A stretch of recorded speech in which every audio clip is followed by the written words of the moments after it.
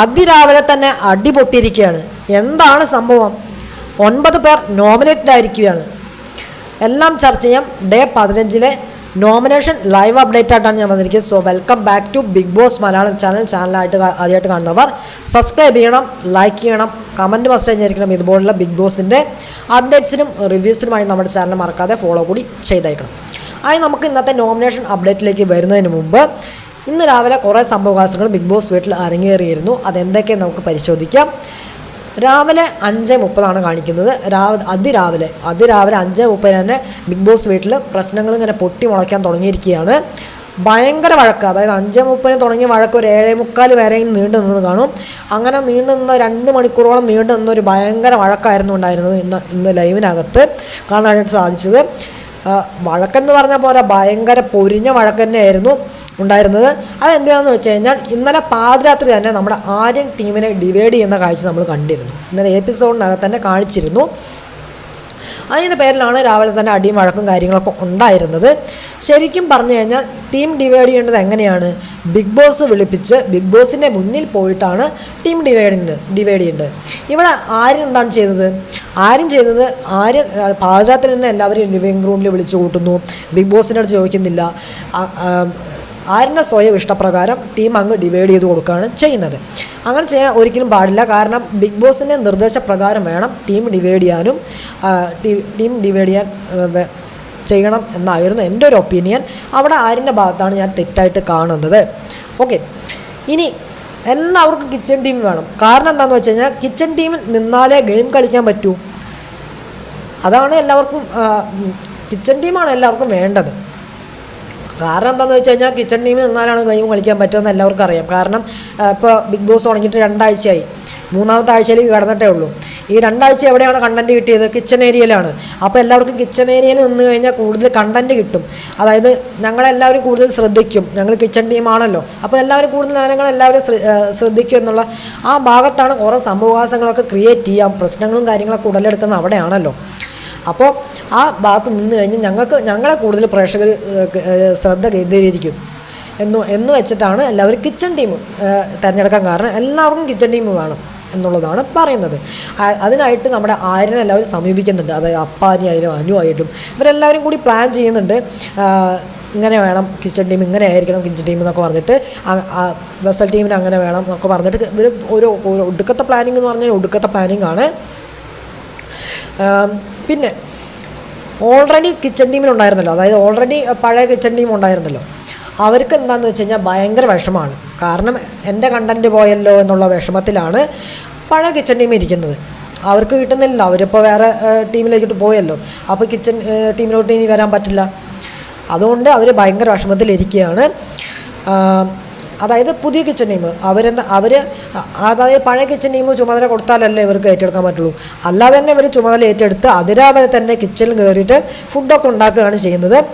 അതുകൊണ്ട് തന്നെ എല്ലാവർക്കും സമയത്തിന് ഫുഡ് കഴിക്കാൻ പറ്റി എന്നുള്ളതാണ് പറയാനുള്ളത്. കാരണം പഴയ കിച്ചൺ ടീമാണെങ്കിൽ നമ്മുടെ അനീഷിൻ്റെ ക്യാപ്റ്റൻസിയിലുള്ള കിച്ചൺ ടീമായിരുന്നെങ്കിൽ എങ്ങനെയായിരുന്നു? രാവിലെ എഴുന്നേറ്റ് 10 മണിയൊക്കെ ആകുമ്പോൾ വന്നിട്ട് ഇങ്ങനെ ചിന്തിക്കും, എന്താണ് ഉണ്ടാക്കേണ്ടത് രാവിലെ എന്ന് ചിന്തിക്കും. അതുകൊണ്ട് തന്നെ ഇവർ അനുമോൾ ഓൾറെഡി അതിനെ പ്ലാൻ ചെയ്ത് വെച്ചു. അതായത് നമുക്ക് അതിരാവിലെ എഴുന്നേൽക്കണം, ഇങ്ങനെ ചെയ്യണം എന്നൊക്കെ പറഞ്ഞിട്ട് നമ്മുടെ അപ്പാനിയാണ് കിച്ചൺ ടീമിൻ്റെ ക്യാപ്റ്റനായിട്ട് വന്നിരിക്കുന്നത് കേട്ടോ. ഇവിടെ രാവിലെ 5:30 എഴുന്നേറ്റ് നമ്മുടെ അനു കിച്ചണിൽ കയറിയിട്ട് ഫുഡ് ഉണ്ടാക്കി, അതുപോലെ തന്നെ ബ്രേക്ക്ഫാസ്റ്റിന് കറിയൊക്കെ ഉണ്ടാക്കി വെക്കുന്നുണ്ട്. എന്നിട്ട് അനു ചോദിക്കുന്നുണ്ട്, നമ്മൾ കറി ഉണ്ടാക്കിയത് എങ്ങനെയുണ്ടെന്നൊക്കെ ചോദിക്കുന്നുണ്ട്. അപ്പോൾ ഇവിടെ അതിനെ ചൊല്ലിയിട്ട് ഭയങ്കര വഴക്കമാണ് ചെയ്യുന്നത്. അപ്പോൾ ഷാനവാസ് ഇതിനിടയിൽ ഇടപെടുകയാണ് ചെയ്യുന്നത്. രാവിലെ നിങ്ങളോട് ആരാണ് പറഞ്ഞത് രാവിലെ തന്നെ കിച്ചണിൽ കയറാൻ? അപ്പോൾ ആരാണ് പറഞ്ഞതെന്ന് ചോദിക്കുകയാണ് ചെയ്യുന്നത്. രാവിലെ തന്നെ കിച്ചണിൽ കയറാൻ, രാവിലെ ഡ്യൂട്ടിക്ക് കയറാൻ അപ്പോൾ അതായത് ആരാണ് പറഞ്ഞത് നിങ്ങളോട്? ആരെങ്കിലും പറഞ്ഞിരുന്നോ നിങ്ങളോട് രാവിലെ തന്നെ കിച്ചൺ ഡ്യൂട്ടി എടുക്കാൻ ആരെങ്കിലും പറഞ്ഞിരുന്നെന്ന് ചോദിച്ചാൽ?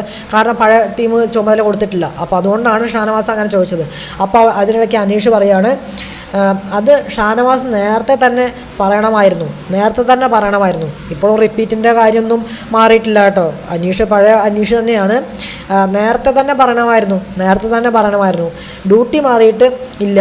ആരും കയറിയിട്ടില്ല. അതായത് ആരും കയറിയിട്ടില്ലല്ലോ. കാരണം അതായത് ഇപ്പോൾ ഷാനവാസ് ഇപ്പോൾ ആരിന് ക്യാപ്റ്റൻസിൻ്റെ ചുമതല കൊടുത്തു. അതുപോലെ തന്നെ പഴയ ടീം കിച്ചൺ ടീം മറ്റേ പുതിയ കിച്ചൺ ടീമിന് ചുമതല കൊടുത്താലേ അവർക്ക് ഏറ്റെടുക്കാൻ പറ്റുള്ളൂ. അതിനു മുമ്പ് ഇവരെല്ലാം ചാടി കയറി അതായത് കിച്ചൺ ടീമിൽ അതായത് ഫുഡ് ഉണ്ടാക്കി, ബ്രേക്ക്ഫാസ്റ്റ് ഉണ്ടാക്കി, അതിന് കറിയൊക്കെ ഉണ്ടാക്കി വെച്ചു. അതാണ് ചെയ്തത്. അതാണ് അനീഷ് പറയുന്നത്. ഇനി പറഞ്ഞിട്ട് കാര്യമില്ല. അത് നേരത്തെ തന്നെ ഷാനവാസ് പറയണമായിരുന്നു എന്നുള്ളതാണ് നമ്മുടെ അനീഷ് പറയുന്നത്. അങ്ങനെ അതിനെ ചൊല്ലിയിട്ട് അവിടെ ഭയങ്കര വഴക്ക് കിടക്കുകയാണ്. എല്ലാവരും കൂടി രാവിലെ തന്നെ ഭയങ്കര വഴക്ക് തുടങ്ങി. രാവിലത്തെ മോർണിംഗ് സോങ്ങിന് മുമ്പ് തന്നെ തുടങ്ങി കേട്ടോ വഴക്കും കാര്യങ്ങളൊക്കെ. അതിന് ശേഷമാണ് മോർണിംഗ് സോങ്ങും കാര്യങ്ങളൊക്കെ വരുന്നത്. ഈ വഴക്ക് അതിൻ്റെ ഒരു ഭാഗത്ത് നടക്കുന്നുണ്ട്. ഓക്കെ, ഇനി അടുത്തെന്താണെന്ന് വെച്ച് കഴിഞ്ഞാൽ ബ്രേക്ക്ഫാസ്റ്റിന് കറിയൊക്കെ ഉണ്ടാക്കി വെച്ച്, അതായത് ഒരു ബ്രേക്ക്ഫാസ്റ്റിന് കറിയൊക്കെ ഉണ്ടാക്കി വെച്ചു. റേഷൻ വന്നിട്ടില്ല. റേഷൻ കുറച്ച് കഴിഞ്ഞിട്ടേ വരുള്ളൂ. കുറച്ച് മാവുണ്ടായിരുന്നു. ദോശയൊക്കെ എല്ലാവർക്കും ഉണ്ടാക്കി കൊടുക്കുന്നുണ്ട്. അതിൻ്റെ ഇടയ്ക്ക് ചായ ഉണ്ടാക്കാൻ വേണ്ടി ജിസയിലോ അവരോട്ടൊക്കെ അടുക്കളയ്ക്ക്, അതായത് കിച്ചൺ ഏരിയയിലേക്ക് വരുന്നുണ്ട്. അപ്പോൾ എന്താണ് ഇവർ പറയുന്നത്? അകത്ത് കയറരുത്, നമ്മളിവിടെ ഇട്ട് തരും. അതായത് എന്തായാലും ചായയായാലും തേയിലയായാലും നമ്മളിവിടെ ഇട്ട് തരും. അത് നിങ്ങൾ കുടിച്ചാൽ മതി എന്നാണ് പറയുന്നത്. 2-3 വട്ടം തേയിലിട്ട് ആർക്കും കൊടുക്കാൻ പറ്റില്ല. അതായത് 2-3 വട്ടം ചായ ഇട്ട് ആർക്കും കൊടുക്കാൻ പറ്റില്ല എന്നാണ് പറയുന്നത്. അനുമോള്.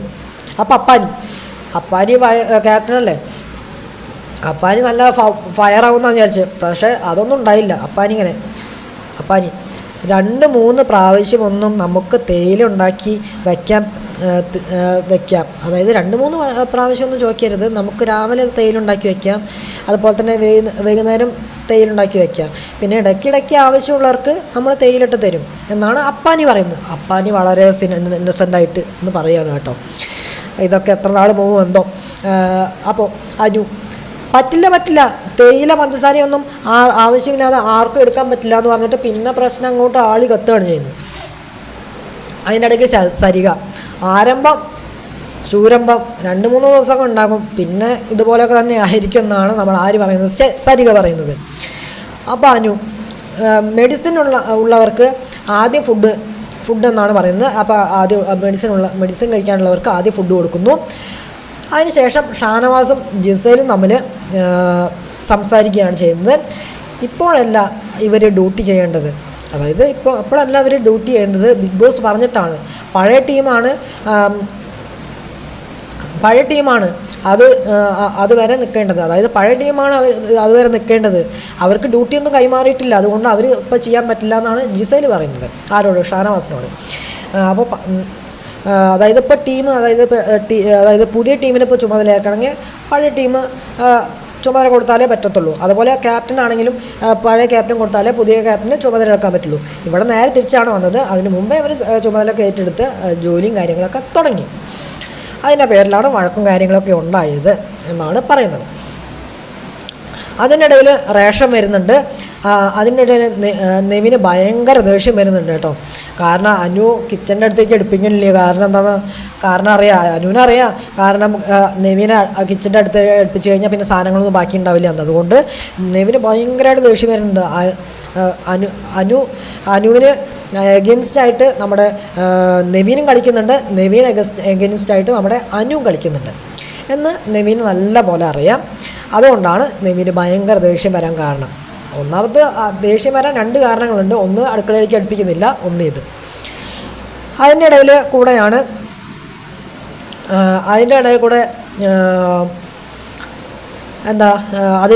റെന വന്നിട്ട് ഒരു ദോശയും കൂടി വേണം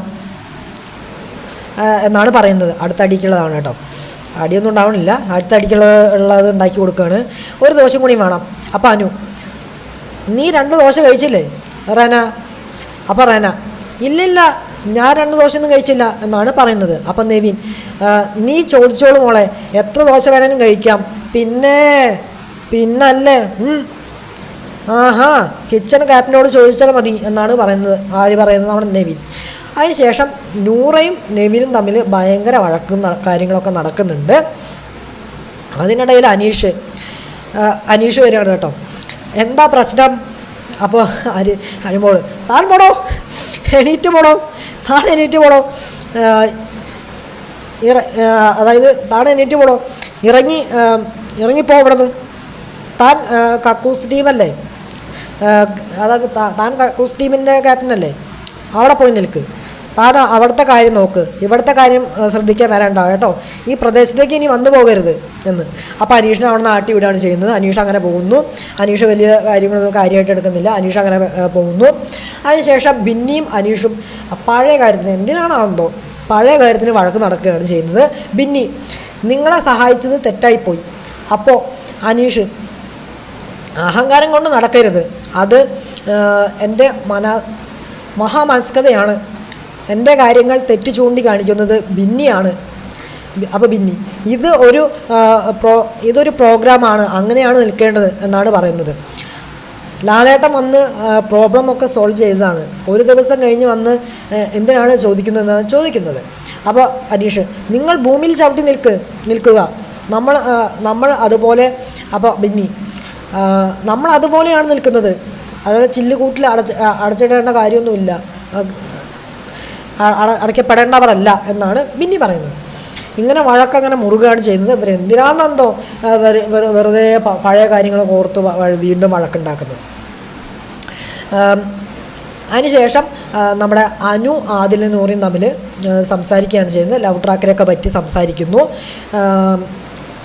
ഓരോ കാര്യങ്ങൾ ചോദിക്കുന്നുണ്ട് അനു നമ്മുടെ ആദിലോട്. അപ്പോൾ ആദിൽ തിരിച്ച് ചോദിക്കുന്നുണ്ട്, ലവ് ട്രാക്കിനൊക്കെ പറ്റി ചോദിക്കുന്നുണ്ട്. അപ്പോൾ അനു പറയുന്നുണ്ട്, എനിക്ക് അതായത് നമ്മുടെ പേളിയ ശ്രീനിഷിനെ പോലെയൊക്കെ ആണെങ്കിൽ ഓക്കെ, അങ്ങനെയൊക്കെ ആണെങ്കിൽ സിൻസിയർ ആണെങ്കിൽ ഞാൻ ഏറ്റെടുക്കും, ആരെങ്കിലുമൊക്കെ വന്നു കഴിഞ്ഞാൽ ഞാൻ ഏറ്റെടുക്കും എന്നൊക്കെ നമ്മുടെ അനുമോൾ പറയുന്നുണ്ട്. പിന്നെ അവരങ്ങനെ സംസാരിച്ചുകൊണ്ടിരിക്കുകയാണ്. അതിന് ശേഷം നമ്മുടെ സരികയും ശാരികയും തമ്മിൽ നമ്മുടെ ഹോട്ട് സീറ്റ് ക്വസ്റ്റ്യൻ കാര്യങ്ങൾ ചോദിക്കാമല്ലോ, അത് ചോദിച്ചിട്ടിരിക്കുകയാണ്. സരികയ്ക്കാണ് എൻ്റെ പൊന്നോ ദേഷ്യം വന്നിട്ടിരിക്കുകയാണ് കേട്ടോ. നമ്മുടെ സരികയ്ക്ക് ശാരികയോട് ഭയങ്കര ദേഷ്യം വന്നിട്ടിരിക്കുകയാണ്. ഈ ക്വസ്റ്റ്യൻ കാര്യങ്ങളൊക്കെ ചോദിച്ചുകൊണ്ടിരിക്കുകയാണല്ലോ, ഇവിടെ നീക്കാനേ സമയം കൊടുക്കുന്നില്ല.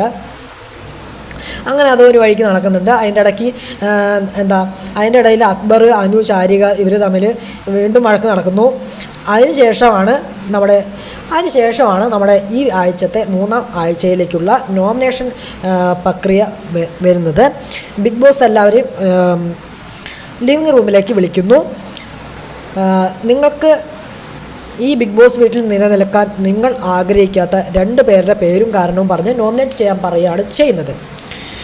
അപ്പോൾ ഇവരെല്ലാവരും അങ്ങനെ ലിവിങ് റൂമിൽ വന്നിരിക്കുന്നു. ആദ്യം വിളിക്കുന്നത് ശാരികയാണ്. ശാരിക പോകുന്നു, അനുവിനെ പറയുന്നു, ശൈത്യനെയും പറയുന്നു, കാരണവും പറയുന്നുണ്ട്.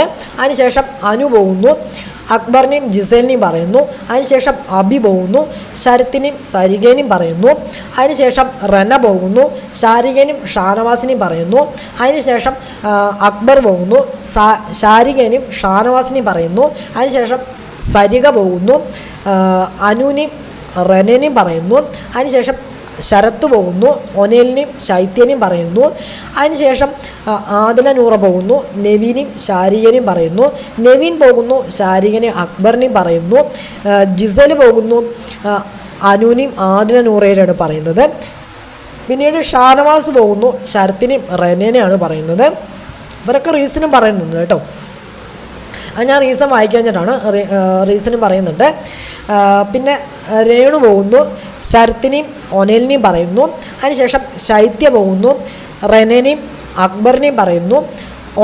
ഒനേൽ പോകുന്നു, നമ്മുടെ സരികനെയും ശാരികനെയാണ് പറയുന്നത്. പിന്നീട് ബിന്നിയാണ് പോകുന്നത്, ശൈത്യനെയും ഒനേലിനെയും പറയുന്നു.